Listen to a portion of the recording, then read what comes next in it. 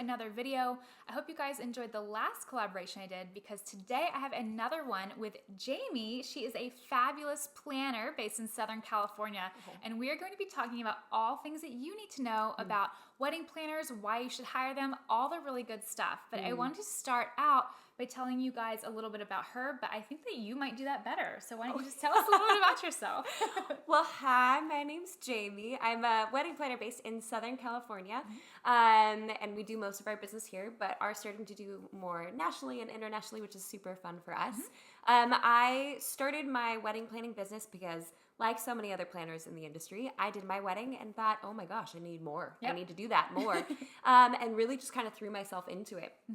And then about a little over a year ago, because I get really nerdy about wedding planning. I'm a really nerdy wedding planner. Yeah. I started a YouTube channel for wedding planning tips and tricks and advice. Yep. And it seems to be doing pretty well. And it's been a lot of fun.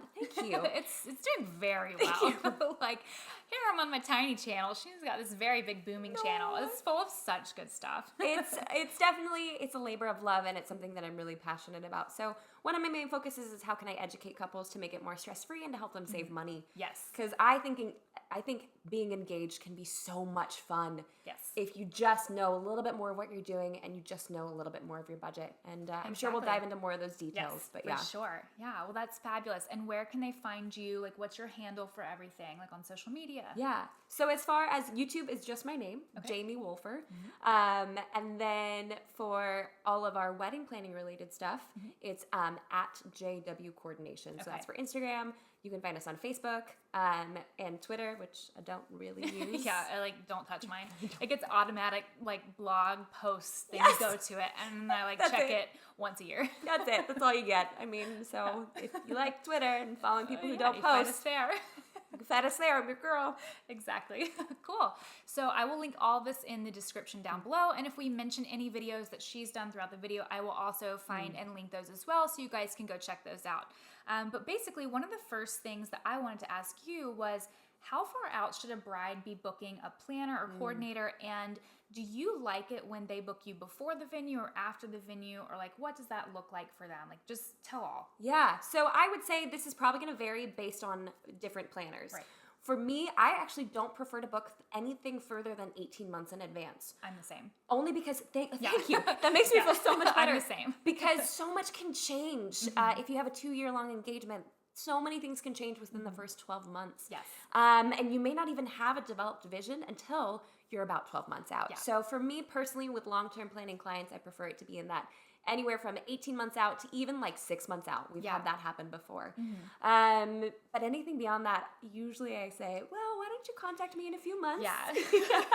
Yes. I have lately been getting a lot of inquiries for couples who are like, yeah, our wedding's in a year and a half. We don't know what venue. We don't know what city. And I'm like, I don't know how to help you. Yeah. So come back when you know something. Yeah, and piggybacking off of that, as far as a couple having a venue before they come to me, it depends on what they feel like they need help with. Yeah. I would be more than happy to help you find a venue if you want to hire me before you start venue hunting. That makes me aware of the fact that I have to be a little bit more flexible with my date, just in case you end up booking a different date than you originally wanted because you found a venue that you really enjoyed. Yes. So that's why oftentimes I get most couples who have already booked their venue, but that's not to say that I'm not willing to help them find one. One of the things I find is that brides are sometimes really hesitant to share their budget with vendors. I know for me, a lot of brides will say, we don't really know our photography budget. And I'm like, well, you should kind of know it before you reach out to any photographers. But when it comes to budgets, do you feel like brides should be more open and honest about their budget, and why? Yeah, honestly, I feel like you shouldn't do any planning at all whatsoever other than daydreaming. Yeah. Unless you have your budget ready to go, because it helps you to figure out who you can talk to. Right. If you only have $2,000 for a photographer, you're not going to want to talk to someone who charges $7,000. Right. It's a waste of your time. It's a waste of theirs. And it could mean that you're getting your hopes up for something that you just can't pull off. So, in fact, I've parted ways with a client before because this couple wanted to book things before they even had their budget set, and don't do that. Don't do that. You only have so much money. I don't need a specific number. I just need a ballpark. So even if someone says I have a $20,000 budget, that tells me immediately so much of what I need to know. Right. or we think it could be between 40,000 and 50,000. Fantastic. I know the parameters within which I'm working. I'm going to do my best to make sure we're on the low end of that and help you to save as much money as possible. Right. But I just need to have a framework. Are you $10,000? Are you $100,000? I mean, I haven't done a $100,000 wedding, but like maybe one day. Yeah, it is very important. And, sometimes couples will come to me without the venue and they'll ask me like for venue recommendations. And I can't really give them research if they've not hired me, but I'll say, okay, well, like what's your budget? That'll help me know. Like if you have a, $30,000 total wedding budget, I'm not going to send you to the Fairmont Grand Del Mar for your venue. I'm not going to send you to Rancho Valencia for your venue because your entire budget is what they're going to charge you for venue and catering, probably even more. But if you've got, an honest kind of, point about your budget, then you can be more helpful to them, and like, just because you know their budget doesn't mean that you're going to try to max it out, but you know what you can work with. Yeah, exactly. It just gives me parameters. I'm more helpful with more information. Yes. I would rather be inundated with information than not have enough of it. So having parameters and knowing your budget, I don't see that as a bad thing. In fact, my niche is budget brides. Yeah. That's a lot of what I work with. So I'm not scared of a $10,000 budget. Yeah. I would love to help with one. Just be honest with me, so I know how to help best. Yeah, I personally am incredibly passionate that all brides hire a dedicated day of coordinator, partial planner, or full service planner. The main point of this is to save you stress and to make sure your wedding day runs a lot better. I personally am no longer taking on weddings unless they have hired a planner because it's just too stressful. But I find that sometimes brides think, oh, well, my sister can do this or my aunt can do this. But oftentimes they really can't. So what are some of the things that you do that a bridesmaid or a family member really can't do on the wedding day? I will say, I actually forgot to mention this earlier. I have a whole video that's kind of dedicated to this, and it's you can't coordinate your own wedding. No. And I say this obviously with your subs, they don't know me as well. I DIY'd the heck out of my own wedding, and I ran my own wedding day. So I started this business, one, because I'm obsessed with it, and I couldn't imagine not being in wedding planning after planning my own, but also with a fire under my keister because I know what it's like to have a wedding day without a coordinator. Right. And that makes me want to just dive in so much deeper and just love on these humans so much harder because I know how stressful it was for me. So that video definitely goes really in depth on a lot of those things, but I think probably the most specific one that I love to highlight here is something called the 5-minute rule. And that is 5 minutes before the next portion of your event, I will run around and I'll talk to the DJ, I'll talk to the photographer, and I'll talk to the caterer, or whichever vendor might be affected by this next movement in the timeline. So let's take grand entrance, for example. Okay. So let's say the photographer is taking a couple minutes off, they're getting ready for the grand entrance. I will go to the photographer and say, hey, they're coming through that set of doors. They've been directed to go this direction, so you know where to set up to shoot. I will then go to the DJ and say, hey, I'm going to let you know, but in about 5 minutes, I think we're going to do the grand entrance. I'm going to take you over so you can get all the pronunciation of everyone's names correct. Because oftentimes there could be more unusual names or names that are more difficult to pronounce. And then the last set of people that I would let know would be the caterer because your food temperature is extremely important. Yes. And the reason that I use that as an example is most of the time your family members, your friends, your bridesmaids aren't wearing watches or aren't looking at them. So basically adhering to the timeline, making sure everyone's aware. I'm almost like this little Tasmanian devil of sorts, just swirling around the room and continuously letting people know, here's the next activity, here's what we're doing next. And then there's also the flip side of that of knowing when you kind of need to toss the timeline out and just read the room. Yes.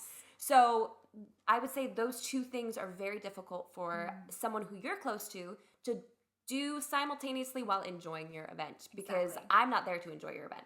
I'm not. I'm there to work. I get a little sweaty. We get into it. So that's my sole focus and that's my sole purpose. And anyone else who's there could get caught up in conversation and get distracted, as they should. So yeah, there's a whole wealth of stuff that I could say, but I think that's probably one of the most poignant ones. So in my book, I actually have an entire page dedicated to why a venue coordinator is not the same thing as like a wedding planner or wedding coordinator. Yes. So I know that you are super passionate about this as well. So I would love for you to just briefly talk about the main differences that a couple would experience from either one or from only having a venue coordinator. Yeah. So first and foremost, it's important to note that I value venue coordinators a whole lot. They have a full-time full-time job, and what they do is very important. And I will say that the best run events have both a day of or month of coordinator and a venue coordinator. Yes. And heck, you toss in a catering manager in there as well, and I am happy as a clam because you just know that everything's going to be really smooth. So this isn't shade on venue coordinators. Right. I personally think it's an injustice to them to expect the same things that you would require of a day of coordinator. Yes. It's not fair. Venue coordinators are there to represent the venue. It comes down to the simple analogy of just think of where their paycheck comes from. At the end of the day, they have to make sure that the venue is protected, the venue is taken care of, the venue is in the same condition that as at the start of the event as it is at the end of the event, that people are being safe, that they're adhering to the rules. They are not there to run your rehearsal. Right. They're not going to be the person that you're going to call 2 days beforehand because you have a panic about your timeline and things need to be adjusted. They're not going to be the person that you pull to the side and say, hey, someone's a little intoxicated. We're worried they're going to grab the mic for a toast. That's not the person you go to, and it shouldn't be the person you go to. A day of coordinator is there for you. And I'm not saying that a venue coordinator isn't there to help you, but it's almost like obviously our paycheck comes from you at the end of the day. Your priorities are my priorities. I want to make sure that we get done what you need to get done. So just really understanding the focus, the main components, the main tenets of our job. I write the timeline. A venue coordinator says, hey, that looks great, or hey, can we make adjustments to it?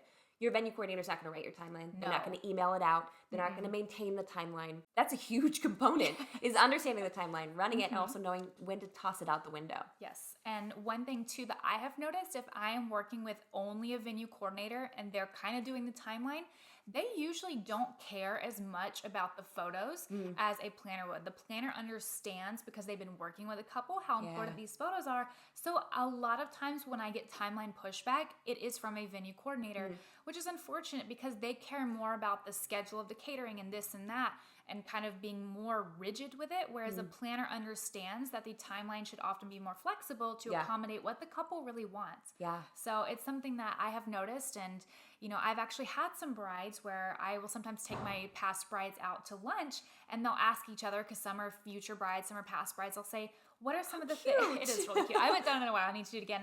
But they'll say, oh, like you guys have already been married. What are some of the things that, you regret from your wedding? And I remember one of my sweet brides said that she regretted that she did not have her own planner. There was a venue coordinator there, and the venue said, you don't need your planner. We've got the venue coordinator.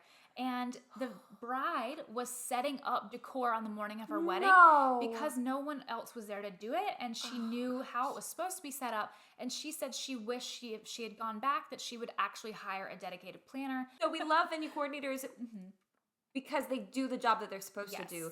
But I think the intent here is to make sure that you're not misconstruing them as day of coordinators. Yes. And even when a venue offers them as a day of coordinator, be sure to look into what that includes. Yes.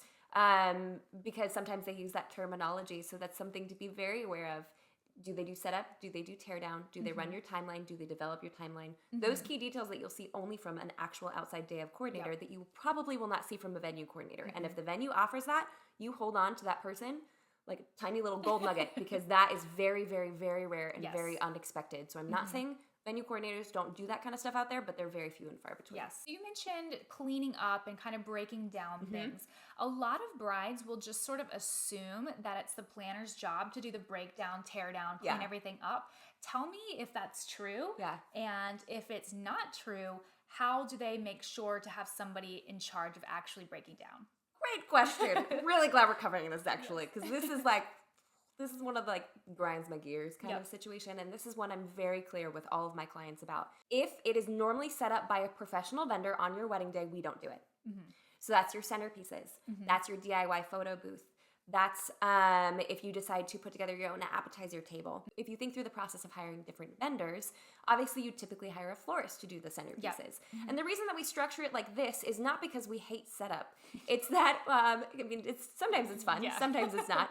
That's why we wear all black, because it hides the sweat. But it's more so because we want to make sure that we are being the best coordinators that we can be on your wedding day. And we're very expensive setup people. Right. You don't want to be paying us to do that setup, especially because you'd be surprised how long it takes to send out each and every centerpiece. So for us, that's our general rule of thumb. If it's normally done by a professional vendor on your wedding day, we don't touch it. Right. Now, if we will make allowances to this, if you want to, I will bring on an additional assistant. Again, it's going to be more expensive. Right. And you're going to have to pay for that, but you still want the service that I've promised you that I would do my best to provide. And in order to do that, I will bring on an additional person. Your wedding planner is not the be-all, end-all, set-up, tear-down crew, especially if it's really DIY heavy. I draw a very clear line with my clients, but I also do my best to support them in figuring out a solution. Right. So that would be coming up with a list, making sure you have all of your DIYs listed out on a piece of paper, printed out at your wedding. Where they go, who's bringing them to the event, and who's taking them away. Yes. Because it may not be my job to do the setup, but it's my responsibility to make sure it looks good. Sure. So, and oftentimes if I have some available time during teardown, I will start tearing that stuff down. Even though I haven't committed to doing it, I'll start doing it to make other people's lives easier. If my hands are idle, I will go ahead and do that. But then I have that handy dandy list to refer to, so I know what cars they're going into.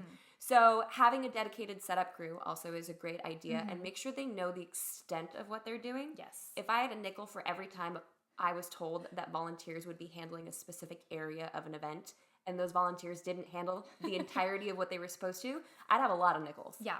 So it's letting them know from start to finish what's expected of them and being very clear about that. So it's not impossible. You can totally do it. We don't do all of it for you. I have very clear limitations, but as long as you have a good crew who's well informed and who has happy hearts about it, it really is. It works out. Yeah, good to know. So definitely make sure that you know who is going to be doing your cleaning up, who's going to be breaking down, and have that set in stone. Don't just assume that your planner or someone's going to do it, because if it doesn't get done, you don't want to get slapped with a huge fine for not cleaning up, because that would be sad.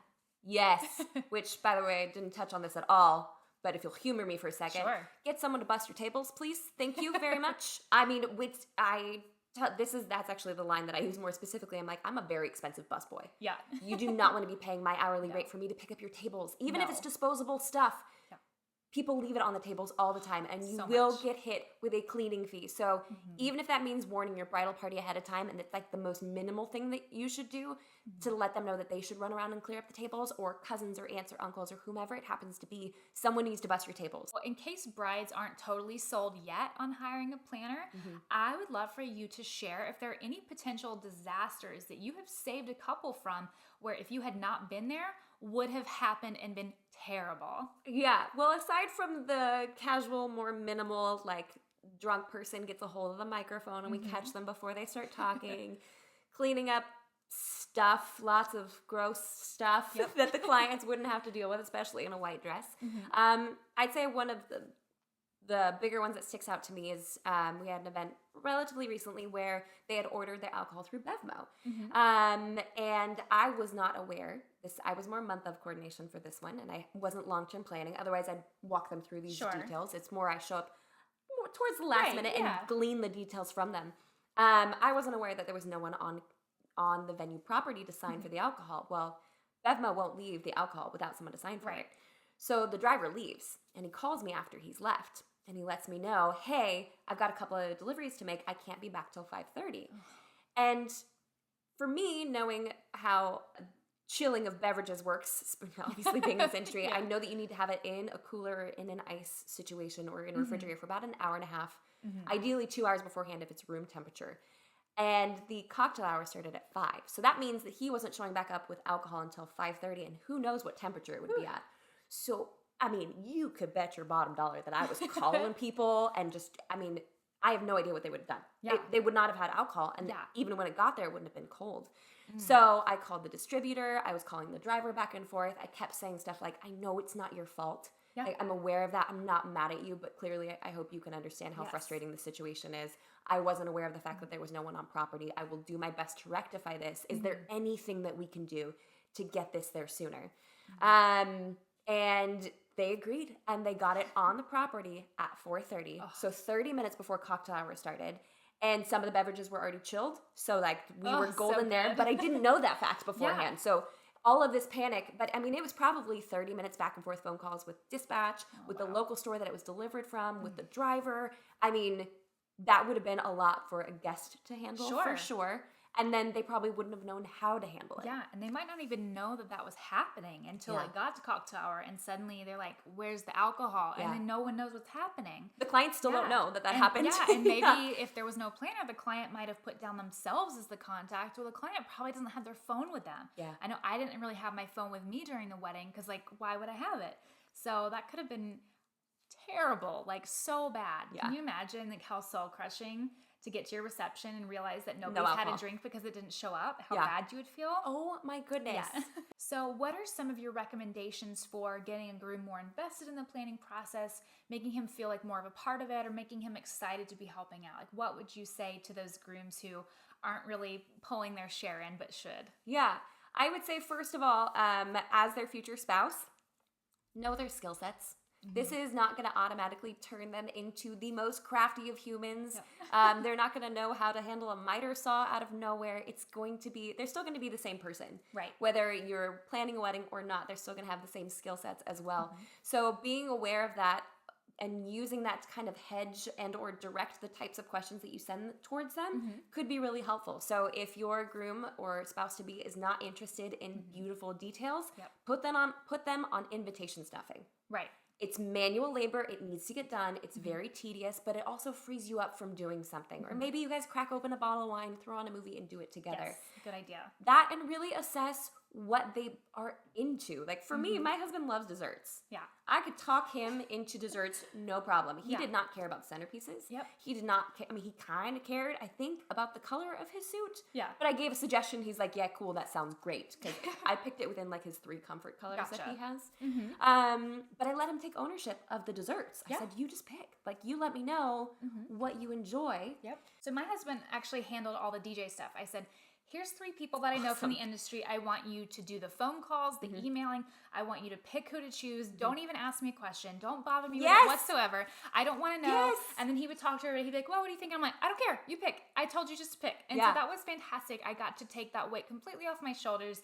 And I didn't have to make the choice between 3 people I knew. He made the choice. So it was really nice to have him help where he could help because you know, you can't always do it all. If you want to do it all, that's great. But sometimes you need somebody else to contribute, whether that is your groom or maybe it's your mom or your maid of honor or, you know, whatever it is. It's nice to have some help. So if he can't do it or she can't do it, then find somebody else who can. Yeah, because you should not be handling this alone at all. I mean, I'm a wedding planner by trade. This is what I do for a living, and I still don't plan every detail from start to finish. Right. I don't do this alone. So I can't imagine anyone who's not experienced in the field should do it either. But I do love what you said about telling the groom to not ask questions. Yeah. I literally was like, wait a minute, well, okay, yes. Because if you are going to direct him, just be like, this is your baby, don't talk to me. Just exactly. Like, this is your little nugget. It's your thing. Don't bother me. I asked you to do this because I don't want to do it. I want you to do this. So just do it. Tell me when it's done and tell me what happened, and that's great. That's all I want to know. So I think that was a good decision on my part, and it worked out really well. Kind of wrap up here. I want to know what your best piece of advice is for couples who are in the beginning of their planning process. One thing that I ask even before I get to the budget portion of things is, what are your priorities? Because your priorities will strongly indicate where we should allocate portions of your budget. Yes. So if food is really important to you, you can bet that I'm going to make more room in that area of the budget to make sure that we get all of the bougie, foodie stuff that you want at your wedding. So I think the first and most important step is setting your priorities. Whether that means that you sit down with your spouse-to-be or you both sit down separately and write down your top 3 priorities each.